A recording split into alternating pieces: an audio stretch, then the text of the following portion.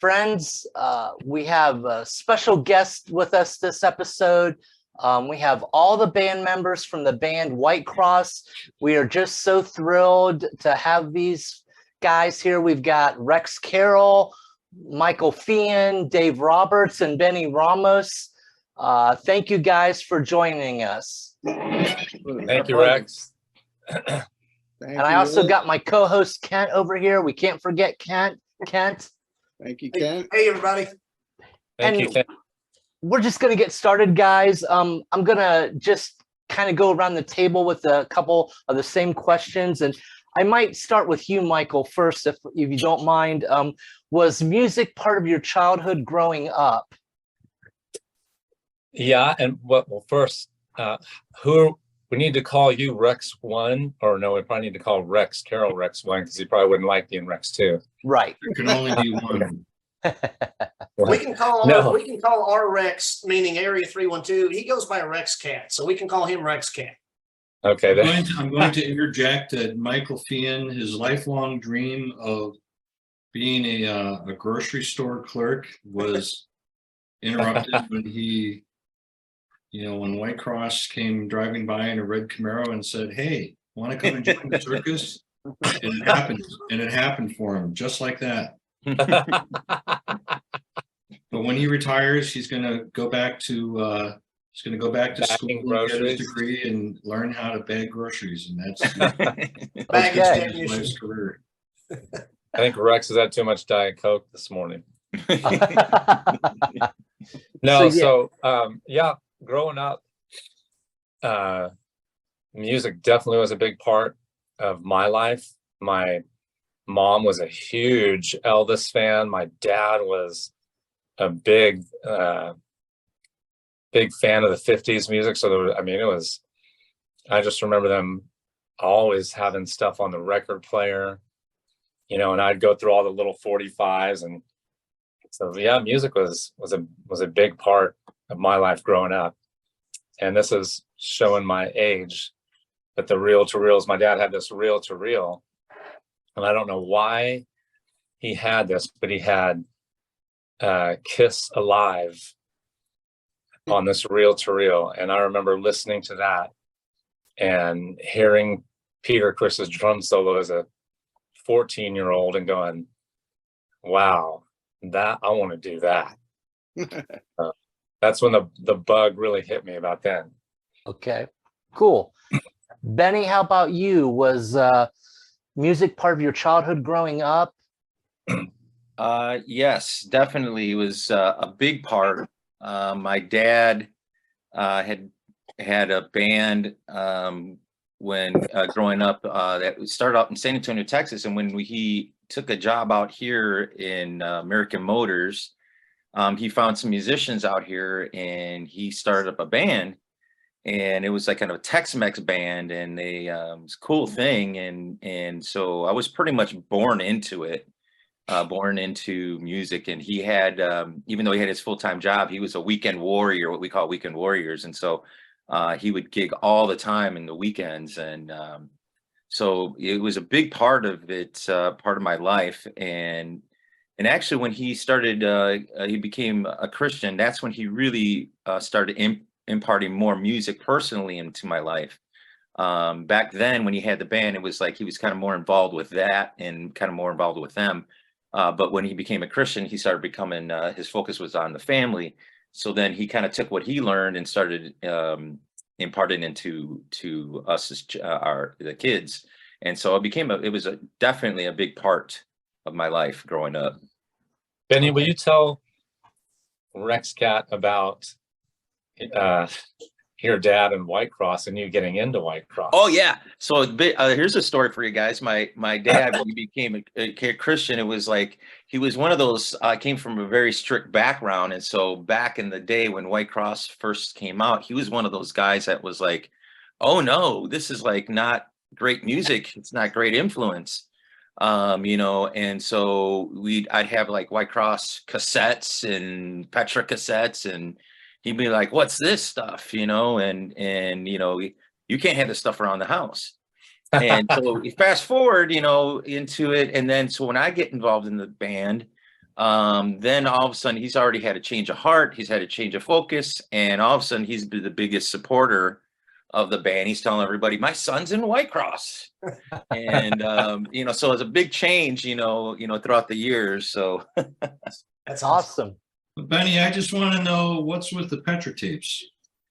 That's a good question. I might even still have some old Whitecross and Petra cassettes in my basement somewhere. Now, easy, Rex. I cut my teeth on Petra. If it weren't for Petra, I never would have discovered Whitecross. All right. We're going to go over to Benny's house. We're going to look for those. Yeah. So, Dave, how about you? Was music around when you were growing up? I can't really say it was around, but it was something I always knew that I wanted to do. I mean, just ever since a little kid, I knew, that I was born to sing, Mm-hmm. So I've always done it as an adult. Auditioned for my first band, and I haven't looked back. Never had a plan B, I just full force, pedal to the metal, rock and roll singing, man. That's all I've done. And all those years of singing rock and roll really guided me to this opportunity with Whitecross. These guys are definitely rock and roll, and to sing for the Lord and sing rock and roll, it just doesn't get any better than that. So I'm right where I'm supposed to be. Awesome. That's right. Awesome. And Rex, how about you?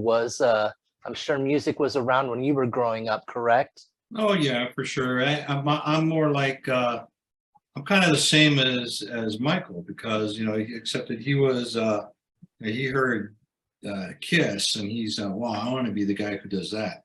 With me, it was the same thing, except for me, it was Deep Purple. I saw Richie Blackmore with his trashing the TV camera at the California Jam, at the Cal Jam, and I was young and impressionable. I was like, whoa, I want to be the guy who gets to do that.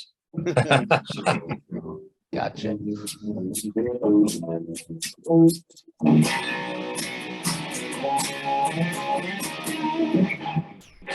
Somebody's got to do it. So Okay. Kind of like Dave, I think we all have this idea that well, there's music, and then there's really not like anything else. It's just there's no like when the parents go, well, you should have something to fall back on. It's like, well, except that I'm never really thinking about that. We're just in music. You're in it, and it's Right. It's how you. It's music is it's a big topic, but to me, it all comes down to one word. Music is communication.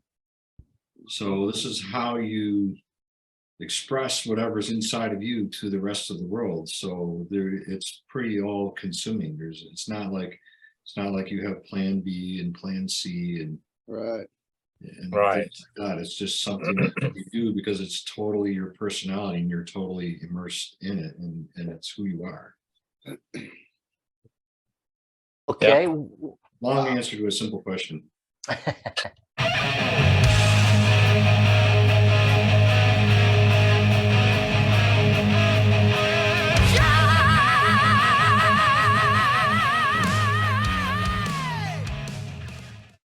My next question, I'm going to start off with Benny, because Benny, you've kind of alluded to this anyway. Could each of you describe your journey to faith and how that happened, please? Like I was kind of telling about my dad, when he took a step to change his life and giving his life, committing his life to Christ. It was a life-changing thing for him and for the family.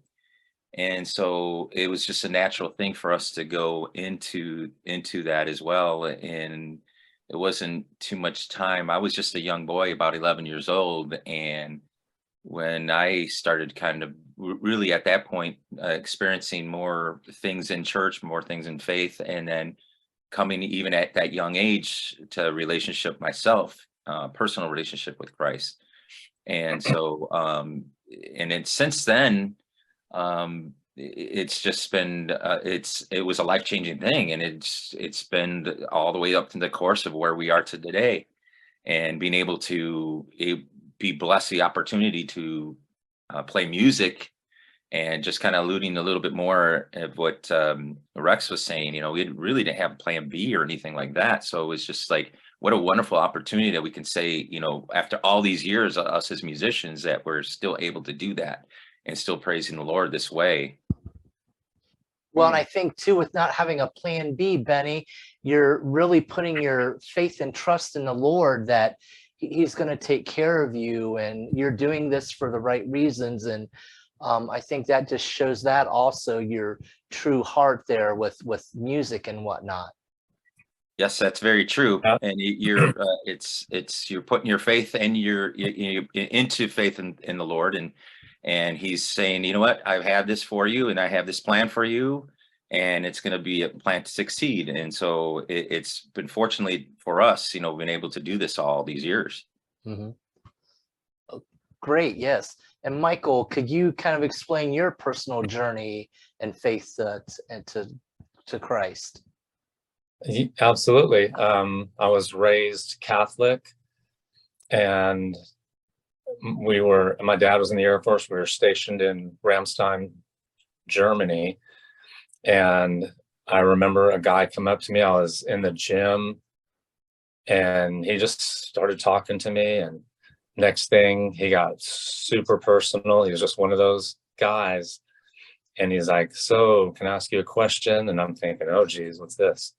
He said, so if you died tonight, do you think you'd go to heaven? I said, I hope so. I go to church every Sunday. And he goes, well, man, if you don't know, then you're not going, if you're not for sure.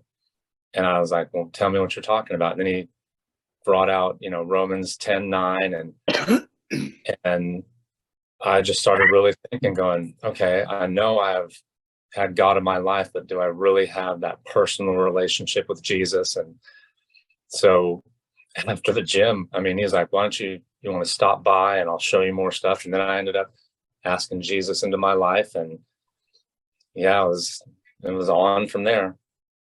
You know, Great. Just to see where God, you know, the plans he had, you know, to put me in Whitecross. And yeah. Wonderful. Dave, how about you? Was church part of your life growing up, or how did your journey to Christ come about? Well, mine was I was about 16, I think. I was in foster care, and one of these foster homes I was in, they were Baptist, and you know, I started going to church, of course, with them. But that's when I found, you know, that's when I asked Jesus into my heart, and you know, I've built a personal relationship with him over the years. It's just been it's been a beautiful, beautiful ride. I can say he has lifted me up many, many times when I was down, you know, and led me to Whitecross. So I'm wonderful. I'm just grateful and blessed. Yeah. And Rex, how about you? How did you come to know Christ as your personal savior? I don't think there was ever, I cannot actually pinpoint any time in my life when I was not aware of God's presence in my life. But I do know that when I was 17, I made as I started to read books, and that was before I became a musician, because musicians don't read books. So back then I used to read a lot back in the day, and I became aware that, well, this is a very serious thing, and it does have decisions that we make have consequences, and it was kind of bothering me a lot that all of my favorite bands at the time, you know, I grew up on music from the 70s, which would be, you know, all the great rock bands from Led Zeppelin to Kiss to Black Sabbath, and, you know, all of them. I said, man, all these bands are really cool, but I don't see anybody giving God glory for anything, or even acknowledging that God is the author of creativity, and he holds the universe is held together by the word of Christ. So God the Son, all things they move and have their being in him. But I never heard any bands talking about that, and that bothered me quite a bit. And I kind of around the same time that I made my own, I realized that I've grown up with a knowledge of God, and can never recall a time when I was anti-God or opposed to God or was angry at God. So many of us spend years, come out of a bad home life, and people are angry at God or something that happened in church that turned them off, or some situation where they were hurt, and they take it out on God. I say I never had that. So I made a decision for myself to pray the sinner's prayer and to mean it for myself. And by the sinner's prayer, that's a word that we throw around as Christians, but what it means is very simple. It just means that you, as Mike was referring to in Romans 10:9, where you just simply acknowledge, God, you're God. I am mortal man. I have made a mess of my own life. I can't do it on my own. And you understand that Jesus went to the cross as the Son of God, and he took our punishment that we rightfully deserve, and he took that on himself, and just asked him to wash us and make us clean, and fill us with his Spirit, and that's it. And you don't have to understand everything that entails, but if you make a genuine confession that I realize that I've messed it up on my own. Call it sin, you call it whatever you want, but you understand that you are not in that right relationship with God the Father, and that he has provided Jesus Christ going to the cross on your behalf. If you can understand that much and ask him to do his thing in your life, he'll come into your life, and you don't have to make any changes right away. He will lead and guide you into all truth. And when you find a group of like-minded believers, it's what we usually refer to as the church. And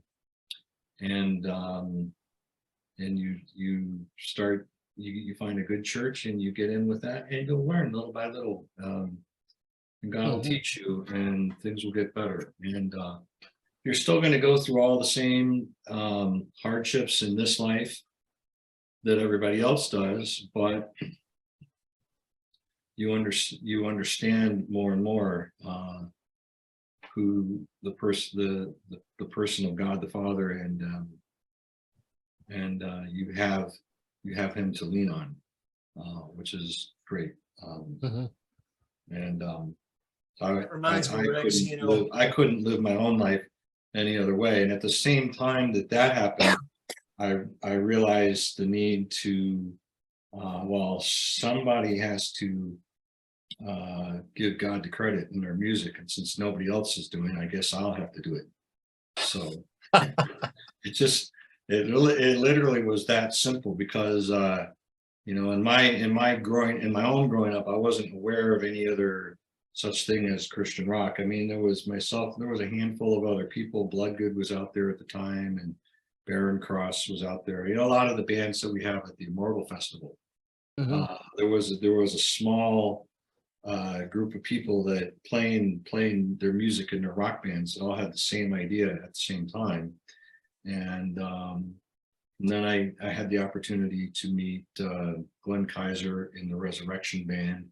And that was like, whoa, this is cool. This is like a template of how you could do a Christian band. So I I sort of took that template and adapted it to my own purposes, and really wanted to get out there and just have a rock band and make sure that we were honoring God in the process and along the way. So that's what we've endeavored to do for 40 some years. Yes, and it's been wonderful, Rex. I mean, I remember when that first album came out, I mean, all of my friends, we were all blown away by that. I mean, that really was a step up, I think, in Christian music too, just the sound and everything. It was just incredible for us fans. Well, I'm glad to hear that. I'm fully aware that that album is technically substandard, and that's being kind and generous. So the production quality of the album, basically, we recorded an album, but nobody really knew what they were doing, and we didn't have a legitimate producer. But we did what we could, and we certainly, you know, I mean, I can speak for myself that I felt the pressure to you know, play. You better go in there and play like your pants are on fire. So that's what we. Well, with regard to that album, Rex, I'm awfully glad that you all had the opportunity, you know, several years ago now, to do 1987, because I think it brought those great tunes and the better production. So absolutely, that was wonderful. That was a goal. It's like, man, we had some great songs, but let's do them with a modern production, and we have a better idea of what the heck we're trying to do in the studio. Well, it was great. It was great. That's great.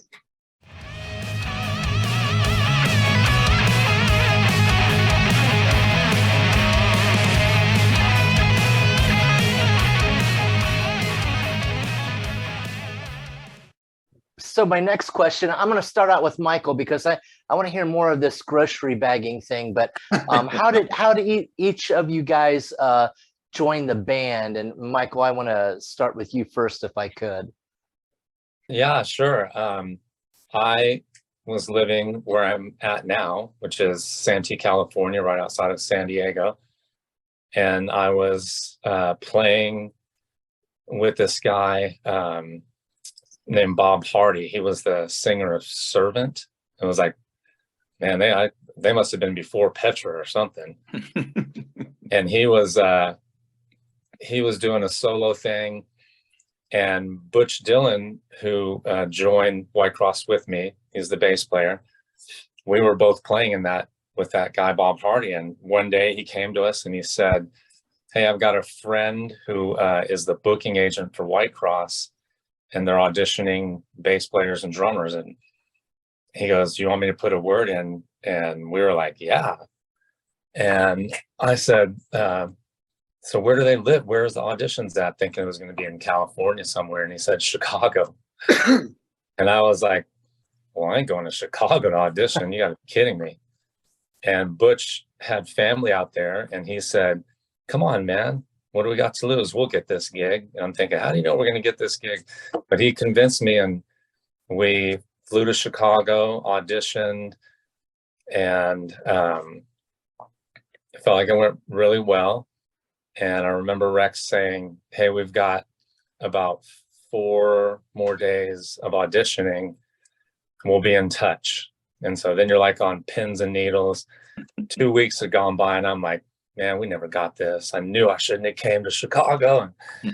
But what happened, because Butch ended up reaching back out to them, and Rex had misplaced our number.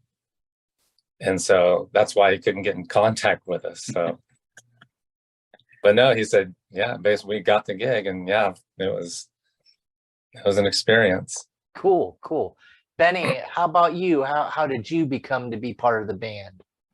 Well, mine's a little bit different. I actually got to know, with the name Mike just mentioned, Butch Dillon.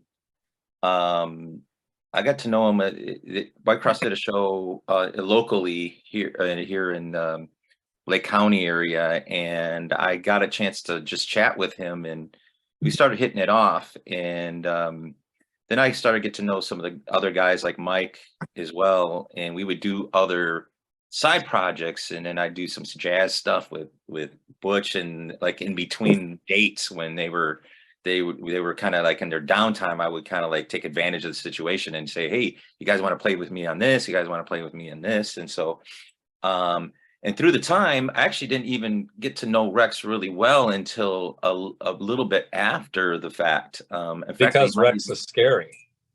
yeah, I think it was. I had my first encounter with Rex was that I asked him how long he had been playing, and because I was just a younger kid, I'm just like in awe of his playing, and he's like, he looks at me and says, how old are you? And I said, well, I'm like 16 years old. Well, I've been playing longer than you've been living. I say that story because, that's kind of how he was, but, so fast forward a little bit, later and then, I started getting to know Rex, because he started getting his studio going in his And you've basement. regretted it ever since. What's that? And you've regretted it ever since. Yeah, I regretted it. And so then he started asking me. He knew I played bass and some rhythm guitar, and so he had some clients coming in, and he started asking me to be, hey, I need you for this, for that, for some clients. And then he asked me to do some dates with them for the blues project that he had. So I started getting to know Rex a lot more personally.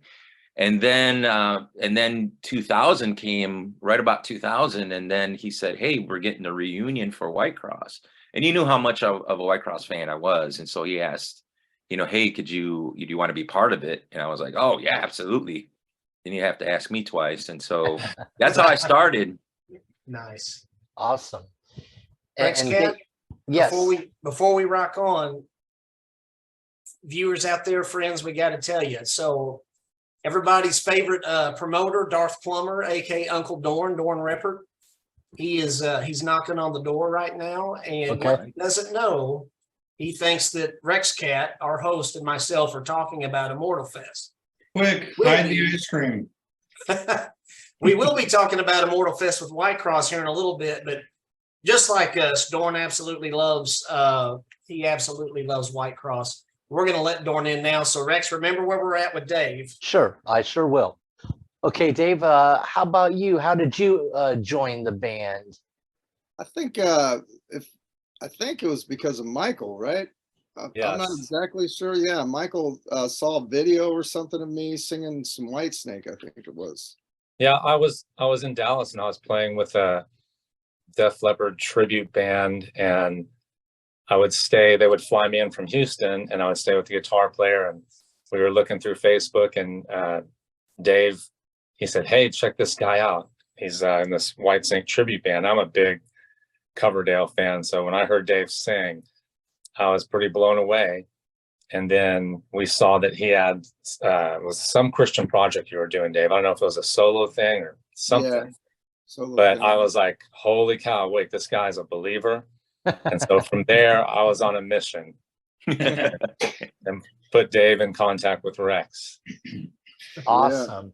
I've always wondered that because, that's an awesome story. So you were really after Dave then, Michael, it sounds like, right? Once you saw him and knew he was a believer, you were really trying to get him in the band then. Absolutely. I mean, I didn't know Dave from a can of paint, but I was like, man, the way this guy sings, and if he gels with the band, this could really bring Whitecross to another level right now. Dorn! Surprise! Hey. We got a surprise for you, Dorn. Yeah. Hey, man, you're interrupting our interview, dude. How are you, brother? I've been having a really hard time getting on here. No, you haven't. Haven't. I was because we keep talking and we won't let him in the conversation. We were in mid conversation and I saw you pop up and I'm like, okay, I gotta let Dorn in here in a minute. But I'm sorry, brother. We just wanted to make it are you wearing a Whitecross shirt too? No. No. No. I'm getting my Whitecross shirt as soon as we finish here. I wear this shirt everywhere. Nice. Oh. Nice. So Dorn, man, it's great to have you. Yes. And, we just we wanted it to be a surprise. We're going to be talking here in just a minute with Whitecross about Immortal Fest. But we were kind of asking the guys how each of them came into the band, and Dave was telling us his story. And Rex, if you don't mind, I'd like to ask Dave a question right now. Sure, yeah. Dorn, you have a few moments to stick around with us to talk about Immortal Fest coming up? Sure. Okay. Yep. Are you mad at me, Dorn? I am. I'm incensed.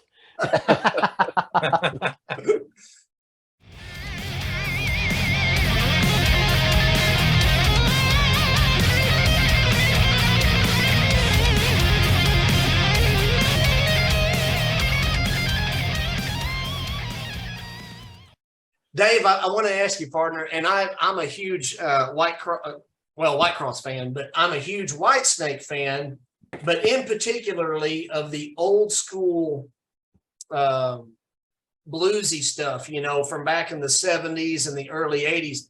I was just wondering, and of course there's no wrong answer, but you singing in a Whitesnake, forgive me if I get but you singing in a Whitesnake tribute band, do you have a preference as far as the older material versus, I'm going to call it the Americanized stuff, beginning with the 1987 album onward? Do you have a preference between the material, the older bluesy stuff versus the more modern? I mean, I do like the bluesy stuff because I love singing blues. So yeah, I would have to go with that answer. But I mean, I like all the stuff that Coverdale wrote. I enjoy singing it. You know, it's just fun to sing. Oh yeah. Well, and even the past, like the more recent Whitesnake albums, the past few years have been really neat. I thought really, you know, and I actually liked his stuff with Deep Purple too. Oh yeah, he beats me up over that, but I thought that was some good stuff too. Stormbringer and all that stuff is great music. Can I jump in and talk about Dave, our singer, here for a sec? Sure. Yes, sir. Yeah, you know what? One of the great things about Dave is you know, when I get comments back and people say to me, you know, when I started off with Dave, I heard a lot of comments. Well, he's got a similar sound to that vintage David Coverdale vocal style. I was like, well, that works for me, because we're kind of cut out of the same cloth. And then I hear other people say, well, you know, at times he reminds me of a Ronnie James Dio, and then other people. Yeah. A couple times I've heard a couple people say, well, he reminds me of Jeff Tate, who was the original singer of Queensryche. And I'm like, and Dave, I know you have sung some of the Sammy Hagar music as well. So to me, you know, these are the great classic rock singers. And one thing that all of those singers that I just referred to, they all have in common is they have a huge, powerful, big, round sound in their voice, and they're able to sing all the low end notes with torque, and then they get up onto the high notes, and they manage the high notes beautifully, and they all kind of come from that classic 70s oriented bluesier style, I think, that you were talking about. So to be able to bring a voice like David Roberts into Whitecross where we're just so comfortable with that style, and where, you know, and where people, where our fans can just talk about Dave in the same, you know, just very comfortably in that same group of some of the all-time great singers of rock and roll. That, you know, that just, to me, that just says a lot about the massive talent that we have here. And you know, and I would certainly pause to say that you know, Scott Wenzel was also a massively talented singer too in his own right. And when we started out, you know, Scotty was the voice of the band, and he is an all-time iconic voice. And you know, it's just one of those things where bands don't last forever, and Scotty does whatever he's doing now. And you know, for us to be able to continue, we needed a singer not that people would say, well, it sounds like half as good as whatever Scott Wenzel did. That would be the kiss of death to the band. Right. We needed to just have a complete break, and so having like a David Roberts as our singer now it's huge. It's huge for the band. And Man, I should have got a finder's fee or something. we'll rectify that on the very next statement. Well, if I can interject really quick, Mr. Carroll, I just want to say that, so my buddy Rex Cat, he blessed me with this. He went to Immortal Fest, got to meet all you guys, got to hang with Dorn, and he sent this to me, and it's autographed by every one of you except for Dorn. Dorn's mad at me, so he wouldn't sign it.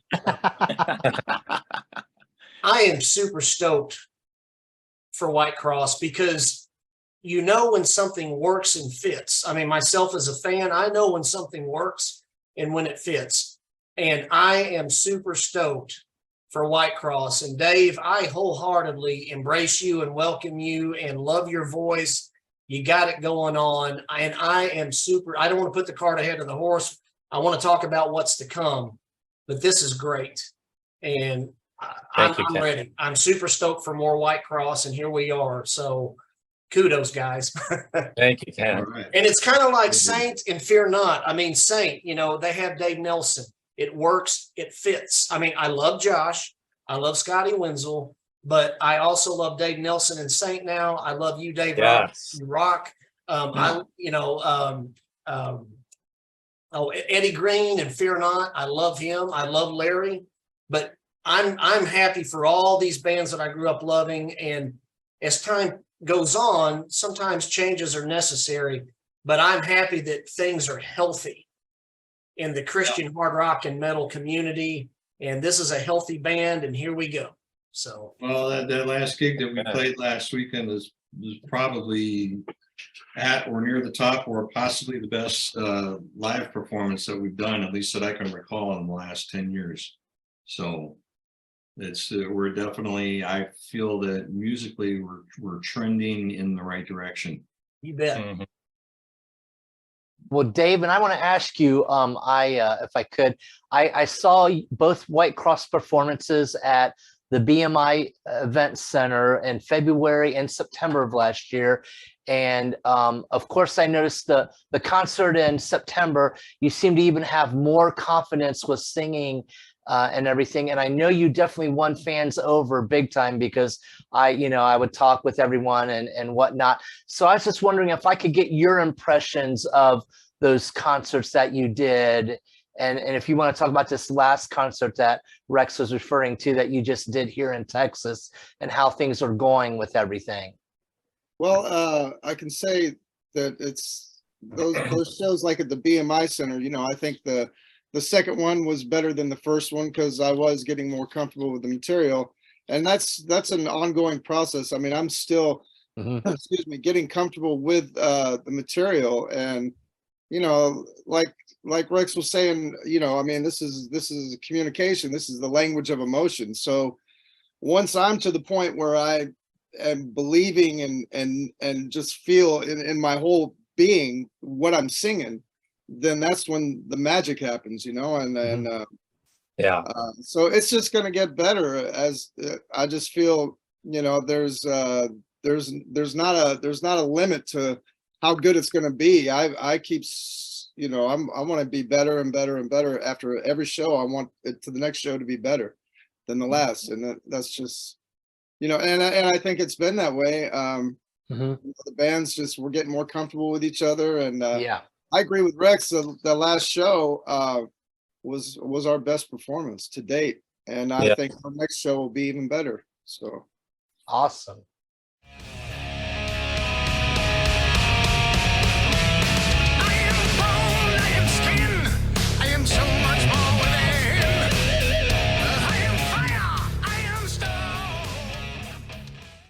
Well, Benny, I want to ask you a question.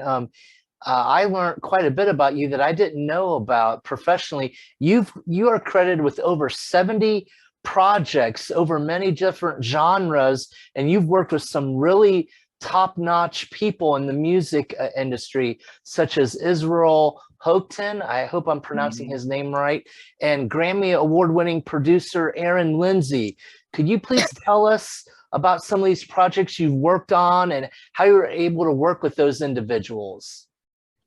Yeah, it's kind of like a different side of me that I also have, just because of the area I've grown up in and being involved in some churches out here in that particular style of music, kind of like in Black gospel. I got to know some people in the industry that they're like Aaron and Israel, and that I got a chance to work with before, and it certainly has been like a very good opportunity for me. It's kind of rounded me as a musician, and so, but I know as well when I'm doing the Whitecross material, I have to kind of really refocus my playing, because it is such a different style of music, and so now my approach, especially with this new album coming out, is I just need to rock and roll more. And so especially when I'm in here doing this, I just can't really almost think about that style of music so much anymore. And so even though it's been part of like what I do, even on a normal weekly basis on Sunday, I kind of still adapt to that style of music. So it's kind of me going back and forth. But I can say as a player, I'm growing. And so one of the things that Rex really pushes, that especially doing this, the recording is, coming up, is just like, I just need to think more of a rock bass player. And maybe wear your bass down towards your knee and play with a pick would help. Yeah. Yeah, that's and a lot of it is really is attitude. And so, if I go in with it, kind of thinking like, okay, I need to have a different mindset and a different attitude, then it is a different approach. What I've done with Israel and what we've done with Aaron before is a different approach, and it takes a different mindset to play that kind of music. Yeah. And so then the same thing with this as well. Yeah. And then jump off the keyboard. Yeah. Dorn, let me ask you something. So I want to ask a question, Rex Cat, if I can, really quick about this album. But Dorn, I want to ask you really quick, buddy. Are you good to hang with us for just a little bit? Sure. Okay, because I know I didn't tell you the complete story of what you were getting into today. You got roped in. Oh yeah. Yeah. And right around That's now, my Dorn life. is thinking, I could have been eating a bowl of ice cream. Exactly. Instead, I'm hanging Actually- out with these Actually, guys. you're not far off. Actually, you're not far off. I was thinking about ice cream. Well, Rex Cat and I want to get into Immortal Fest with everybody, especially including you, Dorn. But Benny brought up something about this album. Rex Cat, do you mind if I ask a question or two? No, go ahead. Okay, so Benny, as you were alluding to, you were saying some stuff about this album. And guys, again, I love this EP. Grateful for my brother Rex Cat gifting me with this. Couple quick questions about this. Is Fear No Evil still the working title of the forthcoming full-length album? Well, I think so. We have we have a couple other songs that would be strong consideration, but Fear No Evil is just such a great message. It's Absolutely. That would be my what I vote. really love in the whole album on all of the songs top to bottom. We've already talked about the music.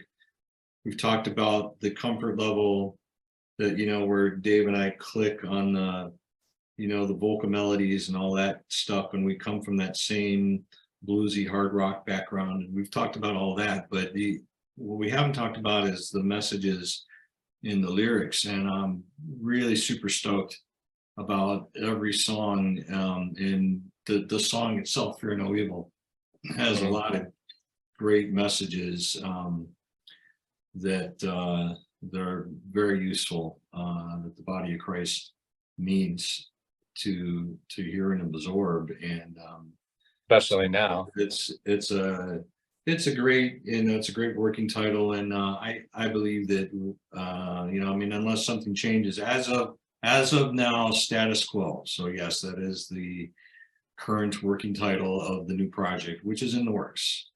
You know, we're seriously, we're right in the middle of it, and we're mucking our way through it right now.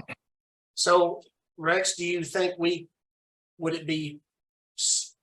should we consider a later in the year release for the full length, or are we looking more at 2024?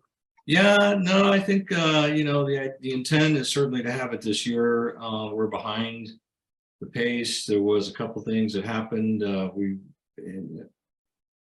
Basically two things that happened on my end is like, well, number one, we ran out of money. That's a very real concern. And number two, there was a flood in the studio. So that knocked me back by about a month. And that's the same issue that happened like 3 years ago. So you know, so we've gotten past that now. So now we're just kind of like crawling out of the hole and getting back to level ground and working towards daylight again. So yeah, so it's a work in progress. My last question about this, looking toward the full-length album. Gentlemen, are you all at liberty, if you would wish to, can you disclose any working song titles to kind of whet our appetites for anything? I'm just going to say, the other guys can certainly pipe in if they like, but I'm just going to say that we're doing some new things. We're exploring a little bit of the more acoustic side of the band, and I know where our bread and butter is. Those, you know, we hit you right between the eyes with that hard rock guitar sound. Big guitars, big drums, big vocals. Thank you, David Roberts. And that's what we've always done, and that's what we're going to continue to do. But there's a lot of really tasty sidebars. Nice. And actually, because of the delay, there's still even a couple new songs, so it's going to be a little bit longer play album. A couple more songs than you're normally used to on a Whitecross album. So I, you know, my goal is I want to make sure we have the full dose of the rock and roll the way you're used to, but we're doing a lot more these days with our acoustic side as well. So I'm excited about those things. Well, it sounds like you're saying, Rex, that good things come to those who wait, right? Yeah, and though you know, as Tom Petty would say, the waiting is the hardest part. That's right. That's right. Well, and can we expect Rex a Rex Carroll instrumental piece on the album too? That is part of the brand. Rex, can you divulge the name on that, which I love? Or do you want to wait? But you go ahead. Well, and I have to like preface it with hearing these songs, and I said this before. I know a lot of, you know, you hear bands saying this is our best album yet, and you're like, okay, yeah, you're gonna say that the next time too. But as honest as I can be, this is by far Rex's best songwriting. I'm so excited for this to come out. And so like he's sending me like, you know, the ideas, and then he sent this thing called Jackhammer, and it was his piece of, man, it'll blow you away. Awesome. I cannot wait.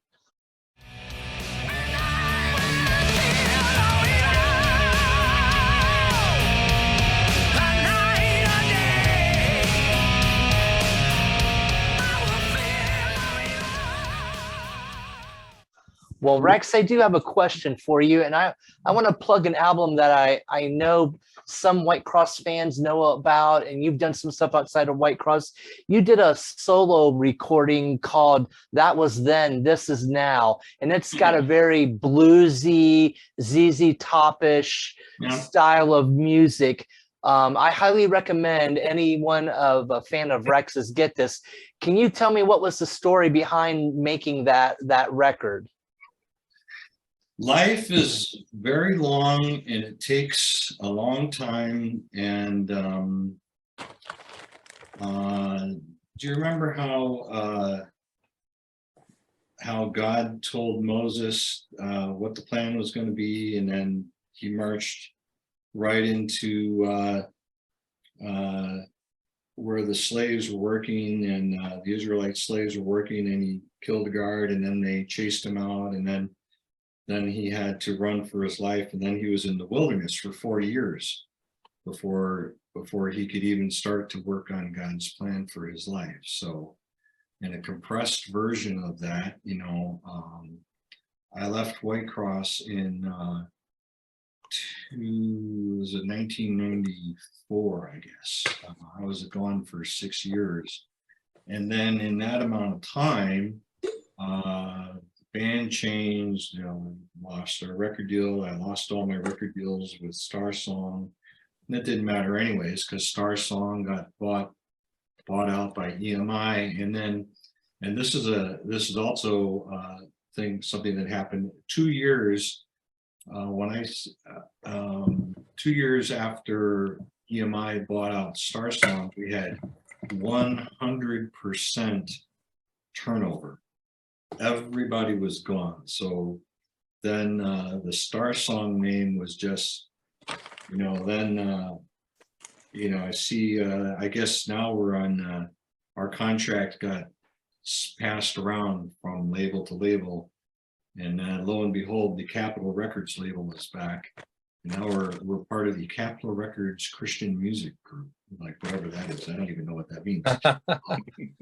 But, so the record business itself has changed, and the whole digital era was coming into play. And, and I'm like, here's me, music is my life, which we talked about earlier, for all of us. And it's like, what do you do? Well, I didn't know what to do. So I just went back to my roots when I was 14 years old and 15 years old, listening to ZZ Top and things like that. And I thought, well, maybe I need to explore this side, and you're talking to Benny, he's got other interests musically outside of the band. So it was something that I need to do. And I completed the album, and I sat on it for a few years because I didn't know where to release it. And finally, Matt Hunt with his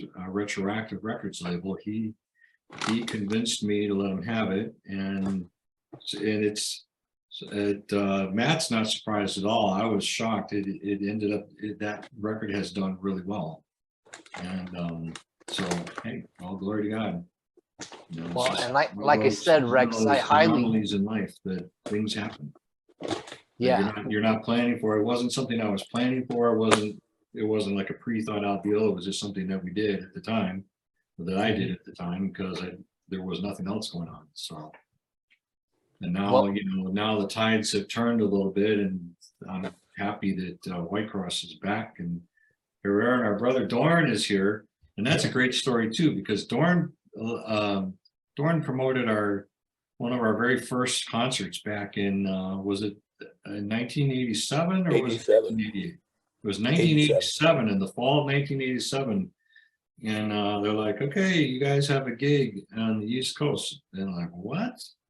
And he's like, yeah, they're gonna fly you out. Really? I couldn't believe it. We were like wide-eyed kids. And we went out there, and concert was amazing, and Dorn was the promoter. And over the years, I ran into Dorn a few times, and it was at the BMI Center where we met up again, and I realized, it's like, hey, we need to. This is a guy that he's a good person and a good friend, and we need to really explore this friendship. So we have a great working relationship with Dorn, and he does a lot for us, and here we are with Dorn now too. So the circle keeps expanding. It sounds like a good, Dorn, wanted to have you on with Whitecross, and because I know that you all are tight and everything. And look, if we can segue into the Immortal Fest, guys in Whitecross, can y'all talk about in your own words, Immortal Fest 2022? I know Rex called me every day. Rex Cat called me every day and was just raving about it. Of course, I live way far away. And so, but I was excited just as Rex was. But let's talk about Immortal Fest 2022 and just convey your thoughts, your emotions and everything about it. And then we'll have a look toward Immortal Fest 2023.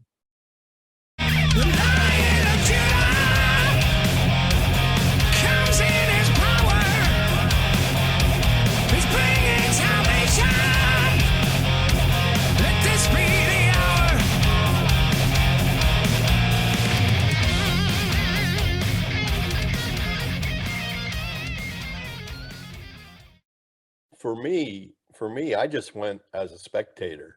I was going to see bands that I hadn't had contact with for quite a while. It actually started in February with Bloodgood and Whitecross. And for me, that year, the whole year, and then everything culminating in September was like, you hear the phrase, the Great Awakening, the Great Awakening, the Great Awakening. And it was something happened at those two shows that really got me going. And I started praying for the Lord to maybe open up a couple doors, because I loved working with Christian music. Now that I'm retired, I'd really like to have a little bit of that back in my life. And well, it has exploded. It's dominating my life at this point, but in a really good way. And it rekindled a lot of relationships, especially like Rex said. It made you start thinking, you let this go for quite a while, but it's still here. It's still here. And just having the pleasure, the honor of getting back into it with these guys and just working with them, trying to work with them and do everything we can. It's just a blessing in my life. But the whole thing started with Immortal, and it just really, I was so glad that I decided to go. And especially to the big one in September, because that's where I met Rex Cat. That's where I met him, and we just hit it off big time, and turned into relationships that have just kept going and going and going. And I mean, Rex bugged me to work with the band, and I kept saying, no, I'm not interested, and my wife will leave me if I do get involved in this again, this and that. And then after September, it was like, well, maybe a little bit. And I am so glad that he pushed, and Susan pushed a lot too. But I'm so glad that the effort was made, because it's rejuvenated me. It has really gotten me going. And I say all the credit goes to Immortal. All the credit goes to Immortal. I just went as a spectator, and it turned into a relationship with the venue and being able to do a lot of things that I love to do. So I don't know what else to say. It was just the biggest blessing. It was like a homecoming event, meeting new people, meeting friends that I've known through Facebook for years and have never met face to face. And then especially hanging out with the band and getting to work with them again is just amazing to me. I love it.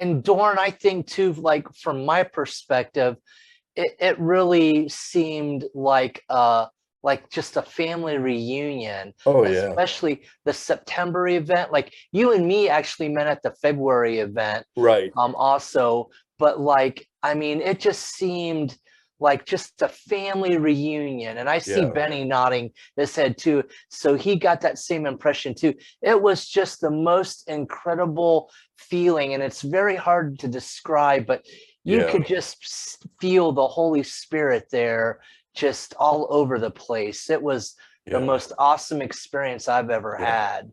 I think so- we literally, you know what- I think we literally bumped into each other in February, Yes. walking through the crowd and bumped into each other, Mhm. and that's how we met. Yeah. And What were you I think going to say, what's- Michael? Yeah, it's so bizarre, like hearing Dorn and you talk about this, and it was, we all felt that same way, just like a, you know, this reunion of like-minded musicians and faith and all that.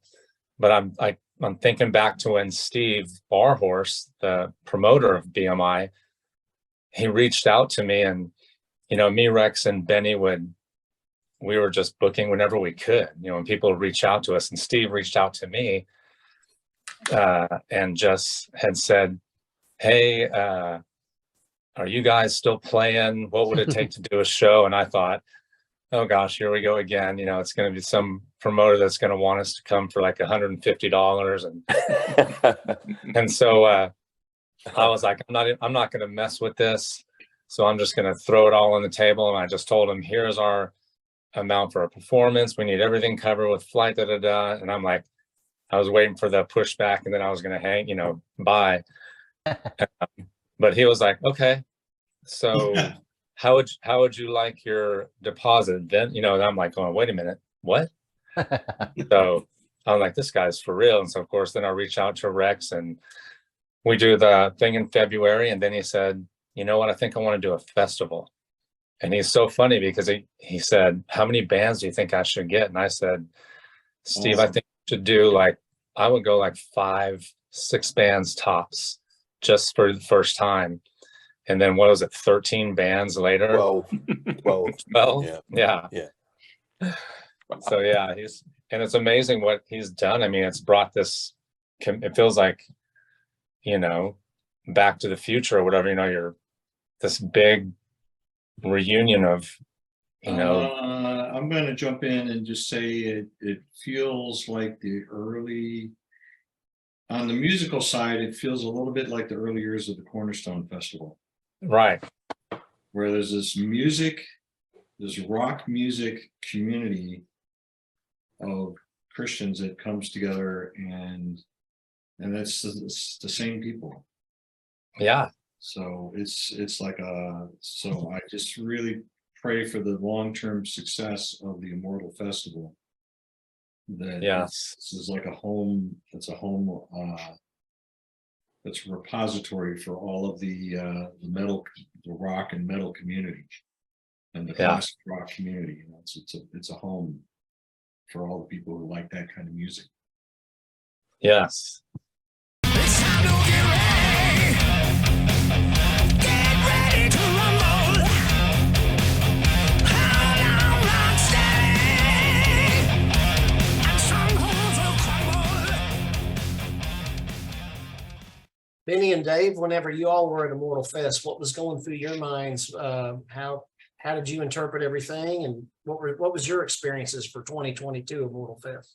Well, at least with mine, it was it was almost, it's kind of one of those strange things. I'm like, is this really happening?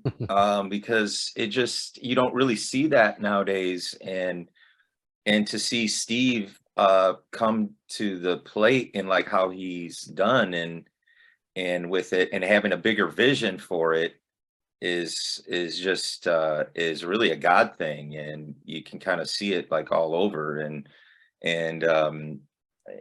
just the community, you know, having all the bands there, and you know, being backstage, getting to chat with them, and you know, that we've gotten to, you know, we've seen throughout the years, but then kind of rekindle things, and then even building even stronger. So it's to me, it's just it's a community thing. Dave? Yeah. Oh yeah, it was just beautiful to witness and be a part of just such a beautiful event.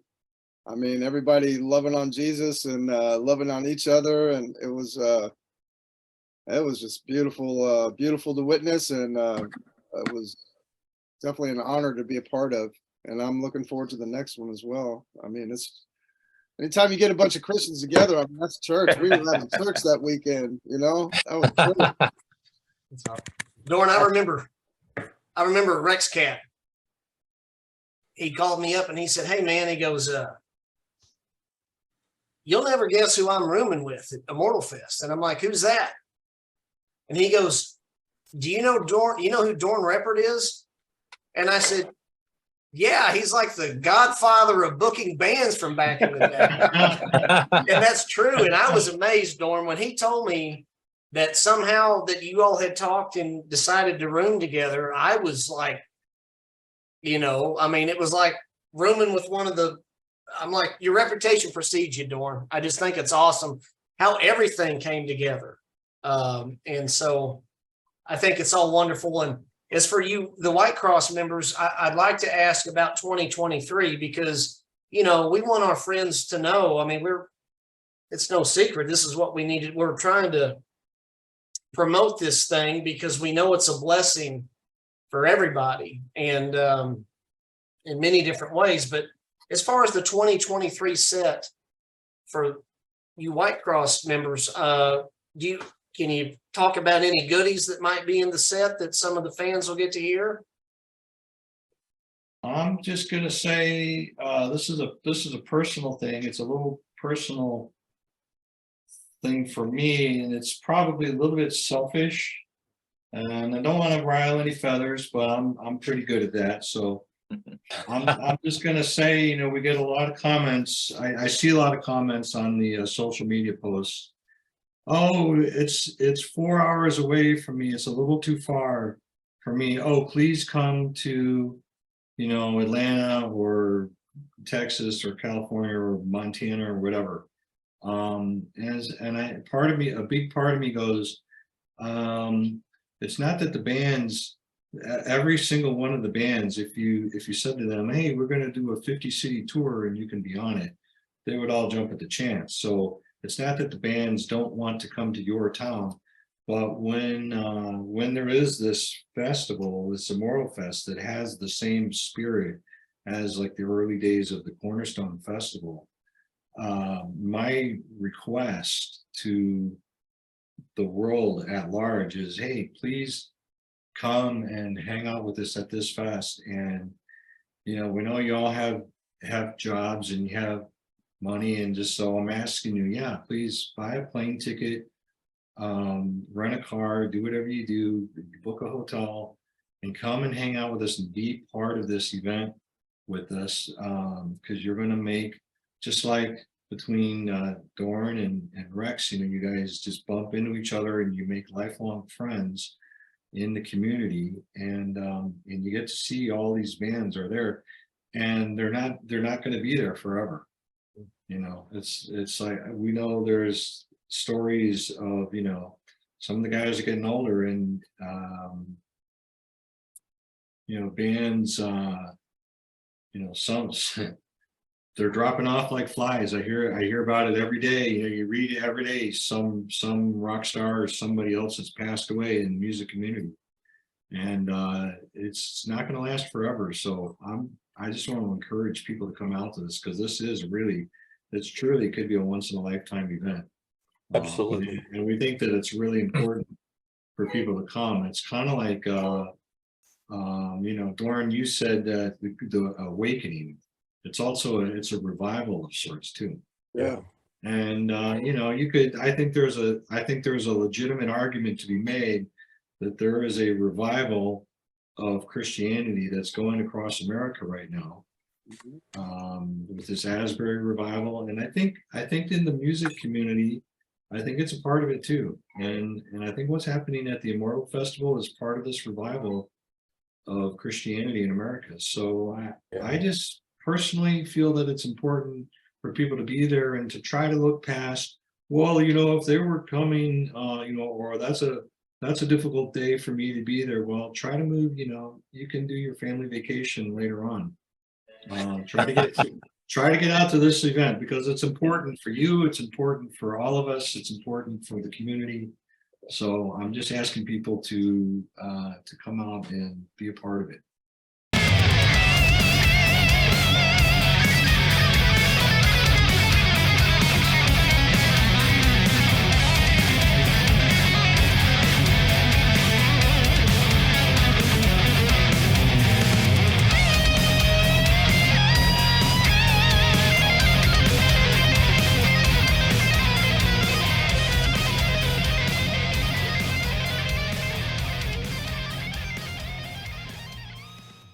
Let me read you something. This kind of goes back to before when you were talking about how everything started or what we took away from the Immortal and things like that. I just want to read you a little bit of a message thread here, and you're not going to believe when it started. This is July 24th, 2013 at 7:00 p.m. Rex, are you interested in an Ohio show? If so, contact this guy, Steve at bmicarts.com. 2013. Thanks, Dorn. I will. Can you tell me anything about him? It would be easier to fill you in by phone. Up to this point, Rex and I hadn't talked much at all. 2010 was the time before this. I'm in Sweden now. Sounds good. Just in case I don't answer, call my cell. And I give the number. I'll be flying to California Wednesday morning next week. The guy sounds legit and is into classic Christian metal as well as some secular bands. Warrant, Great White, Stripers there in September. Sounds really good, Dorn. Here's his business websites. That was in 2013. Wow. I also have one where I was talking to Steve in regards to ex-Sinner going there. So what you're saying is, I actually called Rex from ex-Sinner and said, were you talking to this guy in Ohio using my name? I don't remember the conversation. I don't remember it. You're negotiating the price for doing a show. I said, what's this all about? He said, I don't know what you're talking about. So it must have been me. I just don't remember. But 2013, the same with Barron Cross. I contacted Barron Cross in 2013 to see if they would be willing to do a show. This was happening a long time ago. It was all in the plan. And it amazes me when I find this stuff, not even looking for it, it pops up and there it is, 2013. So I'm sorry I changed the course of the conversation. No. But I just wanted so to thankfully, know how long this has been in the process. So thankfully, I'm not the only one with a 10-year density window. Yeah. Yeah. There you Dorn, go. really quick. On that note, though, let's talk about something that's happening now, and then I'm going to butt back out and let Rex Cat have it. But Dorn, you correct me where I'm wrong, but you have Darthplumber management, and Yeah. if I'm not mistaken, you handle some booking and stuff for various bands, and I believe including Whitecross. If you don't mind, please tell us the bands that you handle booking with. And for those folks who might not be able to go to Immortal Fest and suffer the wrath of Rex Carroll, you do handle booking, so people can please tell about the bands that you do book, including Whitecross, and how people can contact you at Darthplumber Management. Well, Whitecross was the very first band that I said yes to. And it was kind of funny because I said to Rex, okay, I'm going to put something up on Facebook and say that I'm handling you guys as far as booking goes. And I did that. And that night at 2 a.m. that night, I was in Texas at the time. My phone dings that I got a message, and it was Richard Lynch from Saint saying, oh yeah, Whitecross, what about us? And so I texted him back and said, we'll talk about it. And then he called, and we ended up on the phone till 4 o'clock in the morning. I think Joe Joseph called me right after that at 4 o'clock in the morning, and we ended up talking the rest of the night. So I didn't sleep that night. But anyway, so it was within the next 2 days, then Larry Worley contacted me from Fear Not. and then it just started to explode. I mean, it just went. And X Sinner and Zion, because I've put out some of their releases and on my record label and that, but then I heard the band Seventh Servant and just fell in love with a metal version of the Bible. Let's put it that way. It's just amazing. And then 3 days under, then Reign of Glory contacted me, then a band called Messenger, Weapons of God. It just went and went and went. And that's not, that's just some of them. It's 14 total that I'm actually trying to get shows.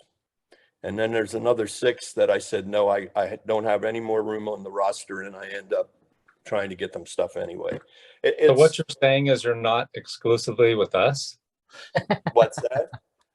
So you're not exclusively with us? I didn't know about all. I'm kidding. Well, You've got to take a stand. Time to embrace the change.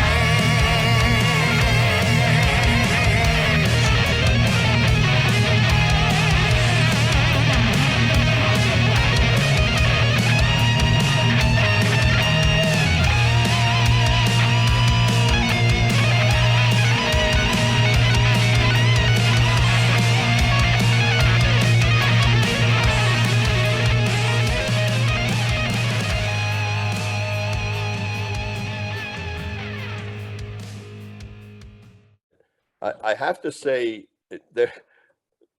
there's a whole lot more involved. It could be a whole hour by itself about what my goal and objective is for the bands that I'm working with. But one of them is I want them to prosper, and I want them to be able to continue doing what they love to do, which is recording and doing shows and things like that. And in order for that to happen, it has to be financially prosperous. Sure. And that is my goal. And right now I spend most of my time traveling here and there. I'm going to Akron next weekend to check out a venue. And that looks very promising in that they would like to do 4 shows a year. And it's a resort. It's a resort. And they want to do 4 Christian shows a year. And I'm going to go out there and check that out, which is what I've been doing. I've been going all over the place. There's so many venues out there that want to get involved. It's just a matter of time until all of a sudden it's almost like dominoes and they just start dropping everywhere. And it's a really, it doesn't look very fruitful at times. And at times it gets very discouraging because people contact that are really fired up and they want this band and they want that band.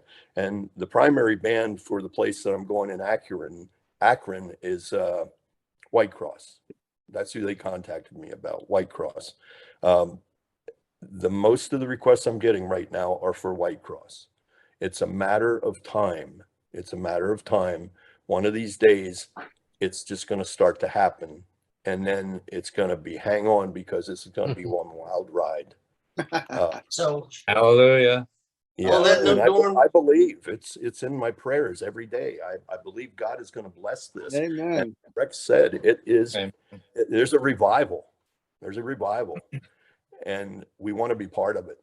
So and on that note, Dorn, we'll let our friends know, viewers out there, in the future, Rex Cat and I will be having a special episode with Dorn and discussing more about these bands and more about Immortal Fest. It'll air before Immortal Fest Part 1. So, Dorn, we want our viewers to know that, and we'll get in deeper with you about all that stuff. So it'll be good. Rex Cat, I'm handing it back over to you, buddy.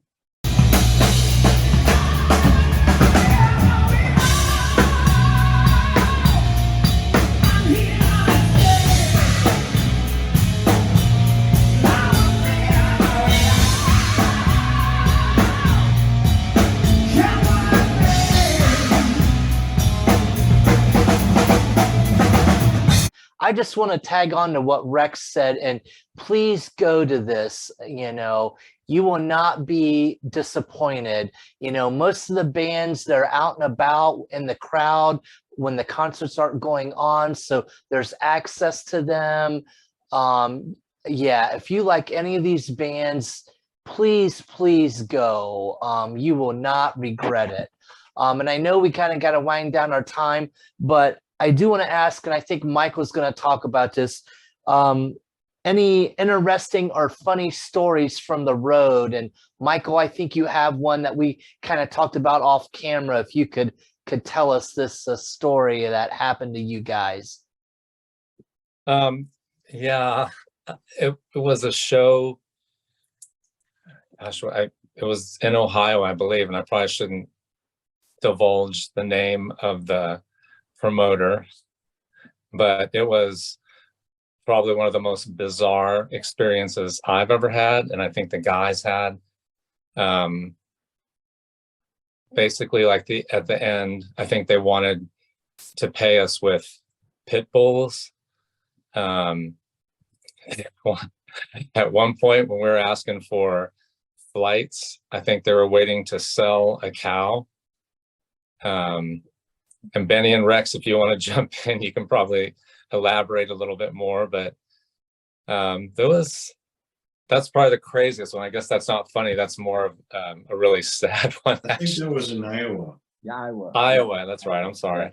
Yeah, that's probably more of a sad show. Actually, not funny. It wasn't funny at the time for sure. I thought you were going to tell them how I baconed out your house last week. Yes, that's probably yeah, for this gig this weekend. Some friends bought food over, and Rex said, you have a microwave, and my house is listed right now to sell. And next thing, there's smoke coming up from the microwave. And I thought, not God, like smoke, but like just like billowing out, right? yeah. So I thought, my gosh, my house is about to catch on fire. And then it smelled like burnt pig for like the next 24 to 48 hours. So, yeah.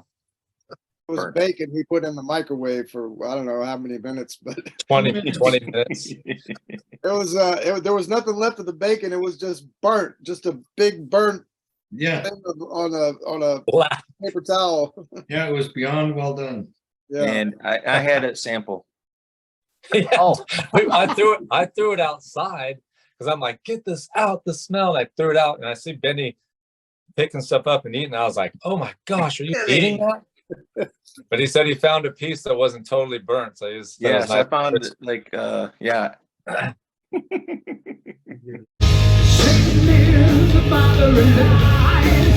Follow him, you surely die. You need to be tough, come on out of the ground. Oh yeah, let me know what to blame. You play his game, Jesus is king, he's what we see. Who will you follow?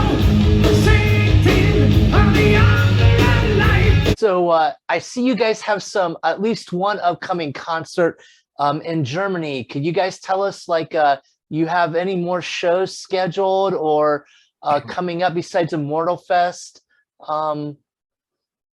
Well, we're working on after we go to Germany, bouncing over to Sweden, and we have friends over there.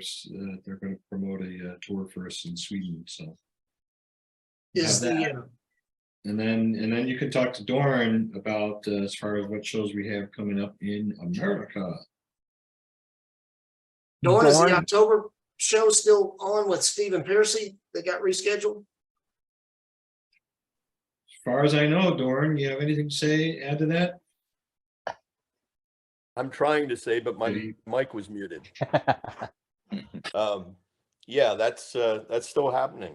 That's still happening. Awesome. And, looking forward to it. It's going to be just 4 days before they leave for Germany. So it's going to be a real busy week. Should be intense.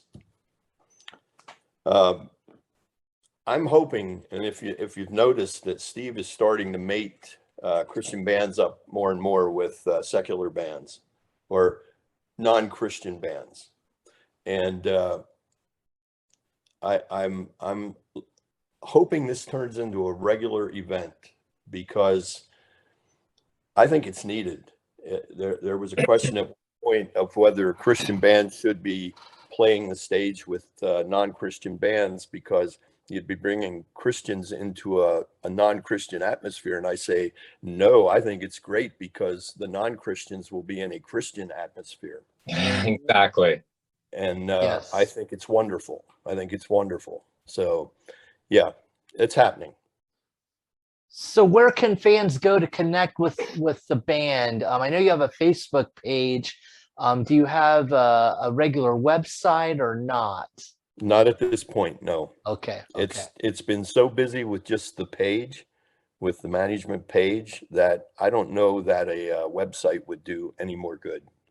Mm-hmm. Okay. I believe there's a Whitecross Warriors page as well. Yes, sir. Okay. Yeah. Okay. And then we're kind of going to wind it down, guys. But in closing, what would each of you like to say to your friends and fans of the band?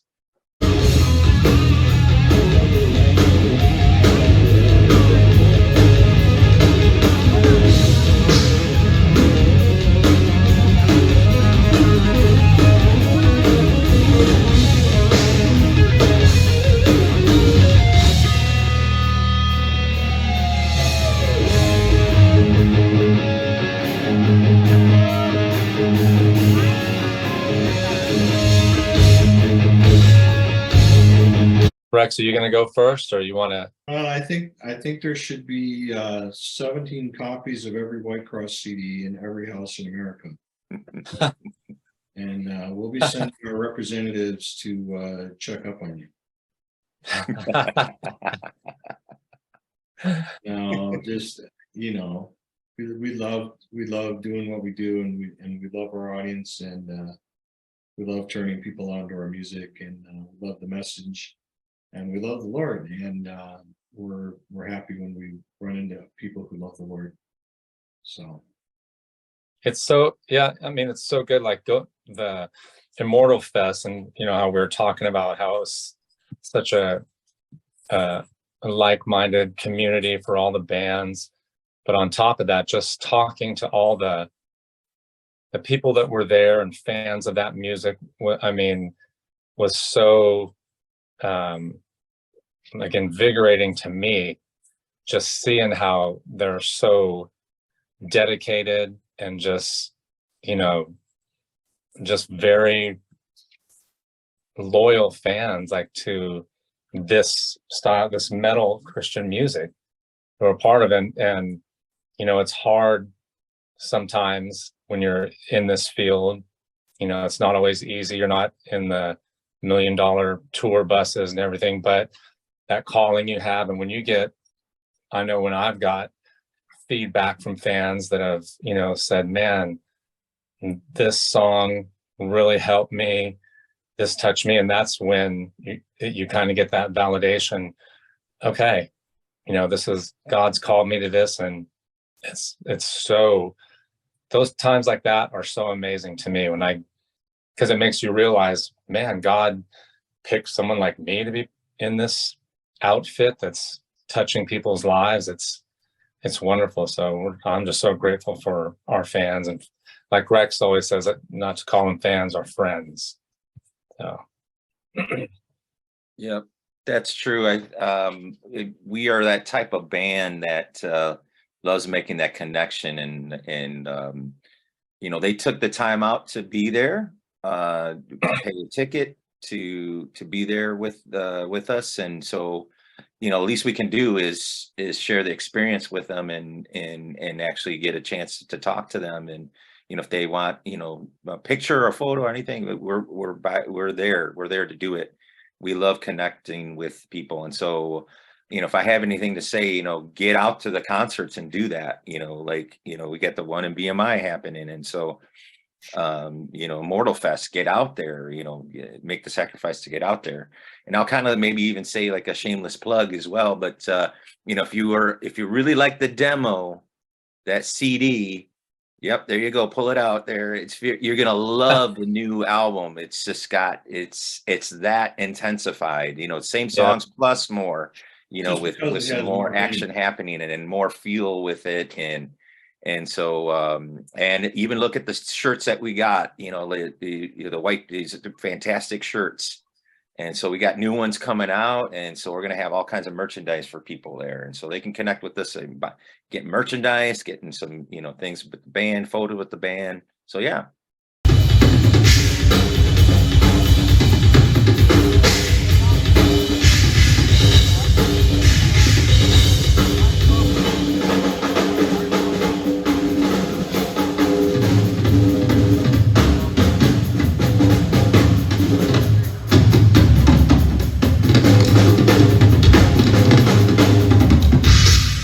Dave, what are your final thoughts, buddy, to the fans, friends? Oh, well, I say Whitecross has the greatest fans in the world. I mean, they have been, me being the new singer, I knew what I was up against. I knew there were going to be some haters and not everybody was going to be on board with the new guy. But shockingly, it has been, they have welcomed me with open arms and beautiful friend base this band has, and just all beautiful people, and I love them.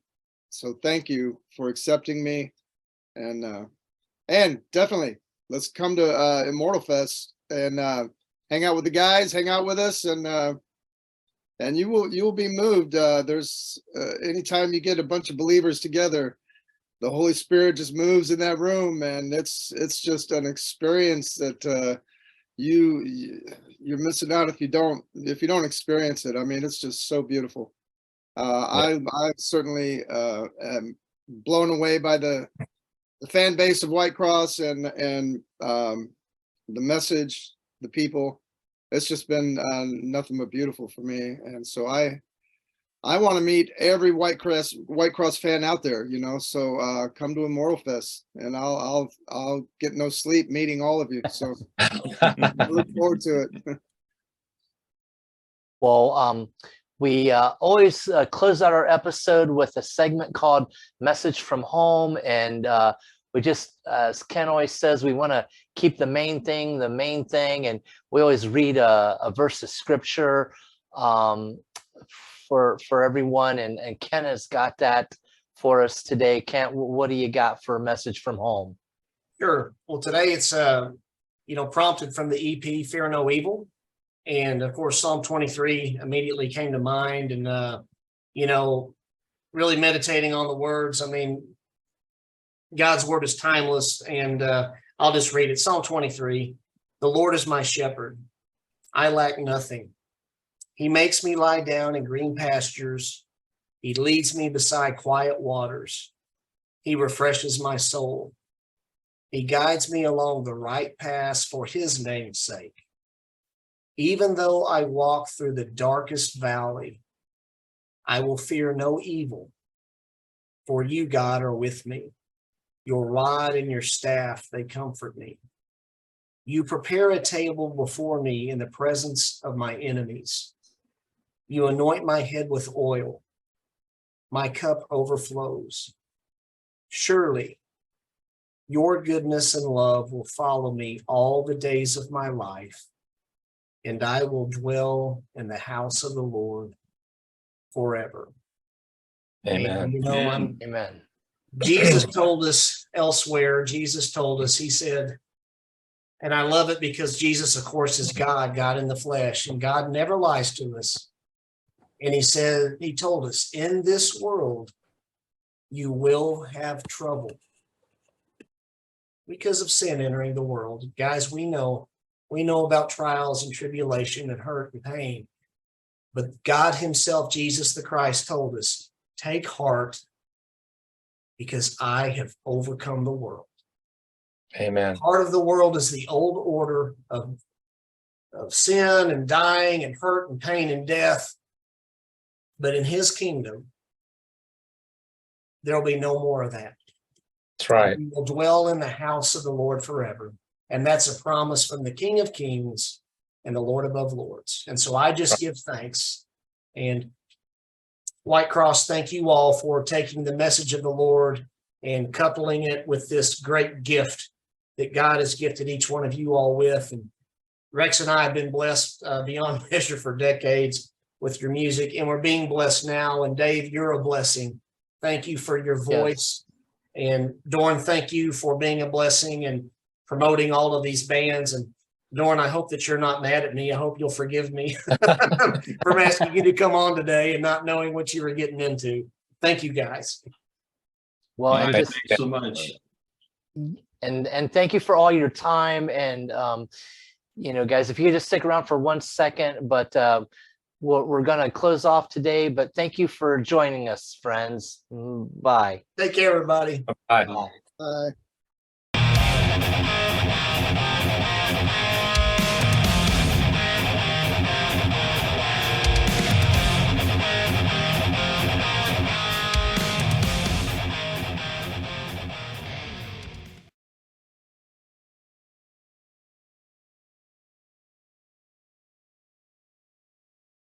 Dorn, why don't you answer that question?